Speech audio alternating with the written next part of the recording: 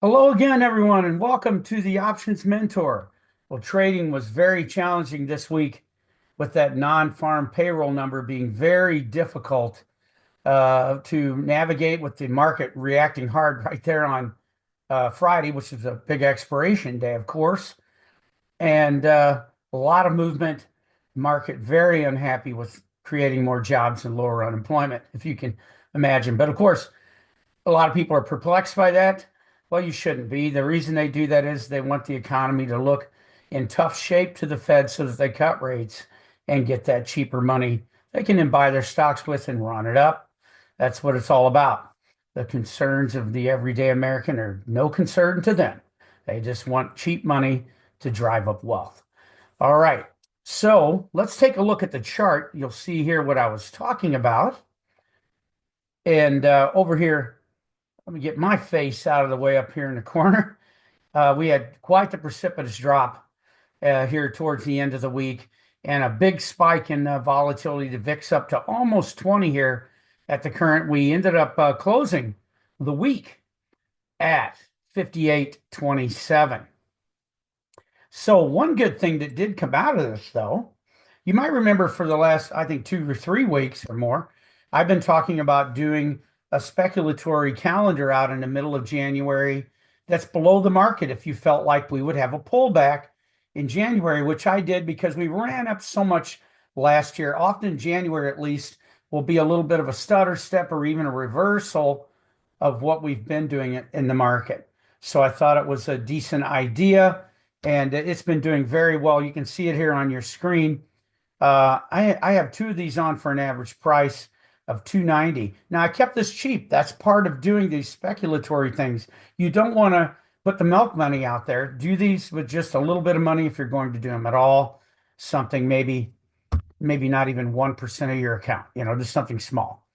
And you can see here that it's doing very well. It's below now. We spent a lot of time. I even spent time up here outside my upper break even, and I just let it work because I felt like it would come back down, and it did. It's even gone down below the center of my trade.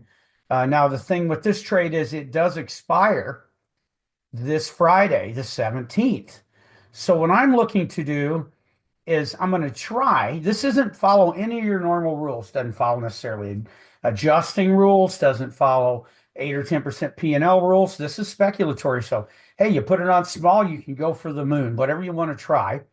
As you can see, I'm already up just under $400 on a 600 and what is that? No, yeah, $580 trade. So that's a pretty decent amount of money for that little amount of money I have into it. What I'm going to try to do is get to Wednesday. The reason I want to get to Wednesday is the biggest report this week, economic report, is the CPI, which comes out Wednesday morning at 7:30 Central, which is an hour before the market opens, no matter where you're at. And there's a PPI on Tuesday. I'm sure the market will have a reaction to that too. But then Wednesday, that should be it for reports that cause a lot of tension in those Friday options and keep their individual IVs elevated. As we saw last week, we had the day off Thursday, but the market would not release that IV tension until that jobs report came out. And you can see the results of what happened there. We sold off precipitously. And so with this one, I'm going to try to make it to Wednesday, hopefully be the beneficiary of the IV dropping in the near term, the short options that I have on Friday, and bring in a little more profit before the end of the day and just close it. We'll see how it goes. I might have to take some profits sooner, but that's the idea. And I'm going to be scouting around for more things like this. I don't know, for instance, like doing the same thing, probably not at this moment because the VIX is so high. When I put this on, I think the VIX was originally in the 15s or 16s. And that's a little more favorable to calendars, even though for normal calendars, as you guys know, I like the VIX to be below 15. Once again, it's a speculatory calendars. The rules are out the window. However, putting one on with the VIX this high might be a little dicey. I'd like to see the VIX drop a little, and you could try something like this again. Now, why would you try it? Well, you'd only try it below the market if you think the market's coming down. Now, by all means, if you think the market's going up from here, maybe do something above the market. But we can talk about that at another time. Today, I'm not only going to show you a trade idea for this coming week, but I also want to compare diagonals with calendars. Now, the easiest way to do that is comparing double diagonals with double calendars. So I'm going to start out by looking at a double calendar. Now, you see I have a 2-contract double calendar on and only a 1-contract double diagonal on. And that's because if you want to get a fair comparison, what you need to do is have similar amounts of money in a trade. And I couldn't line them up exactly. This one here would be about $700 in this trade, but times 2. So it would end up, see, 290, 340 times 2. So we're going to be up there pretty close to that 1,200 range if you're doing 2 contracts, right? So with 2 contracts on the calendar, we got it pretty well centered. And I went out to a week from this Friday for both of these. And then for the calendar, I went 3 days wide, and the diagonal for 3 days wide. The diagonal, I like to always be 3 days wide. The calendar, I like to be 3 days wide if you put it on with the VIX above 15. So let's look at this here. So we have a trade. They're very similar in what they cost. The theta of the calendar is 183, the double calendar. The Vega is 196. 196 Vega, 183 Vega, or theta. 196 Vega, 183. Do it one more time. All right. 183 theta, 196 Vega. All right. And then we go over here to the double diagonal. 87 theta, much less theta, but much less Vega. 107 Vega. And that's what I've been telling you guys. That's why I'd rather do double diagonals, these long double diagonals that I do. Long meaning that the longs of the complex are closer to where we're trading than where the shorts are. The shorts are sold further out. As you can see here, I went up and bought the 58.75 call and sold the 58.80, bought the 57.90 put, sold the 57.80. So that's the way I like to set those up. But you can see there's much more volatility exposure with the double calendar than you would have with the double diagonal. Now, both of the trades cover a lot of range, and that's nice because we like to have a lot of range. But I shy away from calendars and double calendars whenever you get high volatility because of although they have terrific theta. I love doing calendars in the right environment. I don't think there's a much better trade than a calendar when you got the VIX, particularly down to 12 and 13 on the VIX. That's just a terrific trade because you don't have as much worry about the volatility coming down in the market, which could really hurt you because the volatility it's pretty low. If you're in the 12s or even 13s in the VIX, that's a pretty low end of the range. You can go lower, but that is a fairly low end of the range. So that's why I'd rather do a long Vega trade that's a double diagonal. And I've done these successfully all the way up to 25 on the VIX. Now, I wouldn't tell you that it has no effect if volatility goes against it, meaning it comes down. No, of course it has an effect, but you can see it's only about half the effect, 107 Vega versus the 196 Vega. Big difference in the volatility effects. So I shy away from calendars. Those are also known as time spreads, for those of you that didn't know that. And I would much rather do a double diagonal in this environment because of that. So that leads me to this week. Now, this week, I think there's a couple of ways you could approach this. You could put on something like a double diagonal, like I have modeled here on Monday. And then you might think, hey, is it going to get me through the movement with the CPI? Let's see what the expected market maker move is. Well, by this Friday, it's 118. But let's see what it is by even this Wednesday. So that would be the 15th. Expected market maker move, $92, $93, right in that area. So what would happen if you put this on Monday and then we went up $90? Well, you're still within your graph. It's okay. And the same thing with going down. But another idea, I think, might even be a better one, is to wait until Wednesday to put this on. Now, if you wait until Wednesday to put this trade on, you'll avoid those two big reports. And then you'll have, most likely, I think the volatility will come down a little, which be a little more advantageous for the double diagonal. then put something on like this Wednesday afternoon for the following week. And I think that gives you a lot better chance of things working.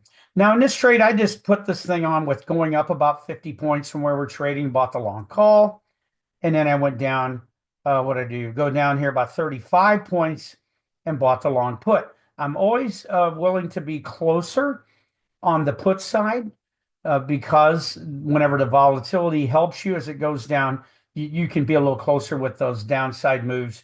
You're going to get a lift in this whole graph from volatility, so you can be a little closer and not be as worried about it.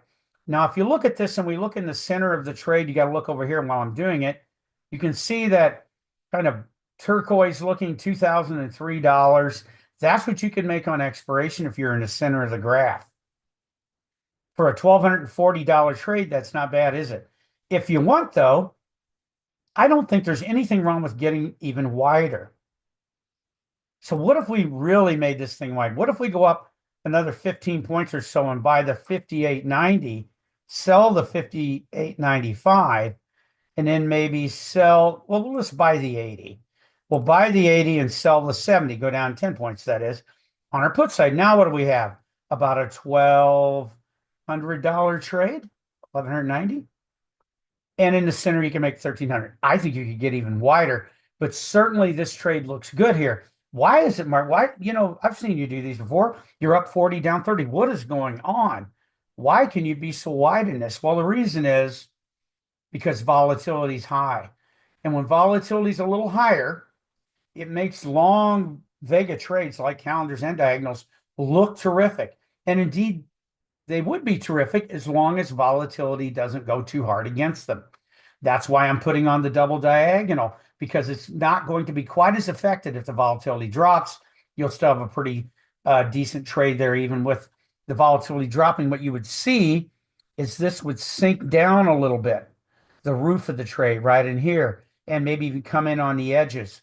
I often compare it when volatility is going against you in a trade like this or the calendar. It's like running your air conditioner with the windows open. Time's passing, you should be getting theta, but it's getting overwhelmed by the Vega. The volatility going against it, you can even see by the numbers, would overwhelm the theta going forward. Now, eventually that would reverse.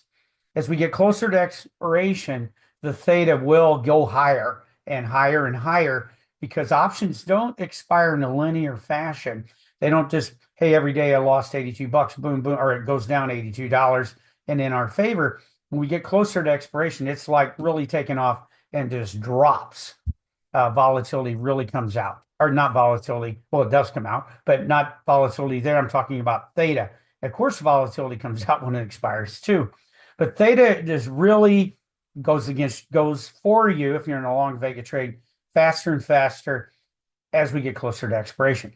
So that is why I like double diagonals in a higher vol environment, not so much calendars. I wanted to do that little comparison for you there. And I also think so far, now things could change big time, right? We could have some kind of move in the market that maybe makes the volatility go up over 25. And then things might be different. Probably wouldn't be doing this trade if we were over 25. Maybe something will happen to make a volatility crater down. We're under 15 pretty good. Well, I might just do a calendar. But so far in this snapshot in time, this trade looks pretty good for this week. And I want to close this video, folks. Everyone, of course, is thinking about and praying for all the people affected by these fires in California. God bless you. Hopefully that gets under control soon and order and can be restored. And these folks that have lost everything, hopefully, it looks like so far the death toll has been low, which is good. It's not good to lose anyone, but it's mainly property. Property can be replaced. People can't. And I really I hope for you folks. I pray for you folks that things get better for you out there soon. It's a real tragedy. There you go. Having trouble talking. The whole country's with you, and may things get better for you much, much faster. As always, folks, I really appreciate whenever you like and subscribe to my videos. The comment section is getting more active. If you want to leave a comment, ask a question, you can go over there. You can see I answer them fairly quickly. And so don't forget to do that. Don't forget comments if you have anything you want to add, ask a question, and of course, like and subscribe. And I will be back here next week with another video. Have a great trading week, everyone. Bye-bye.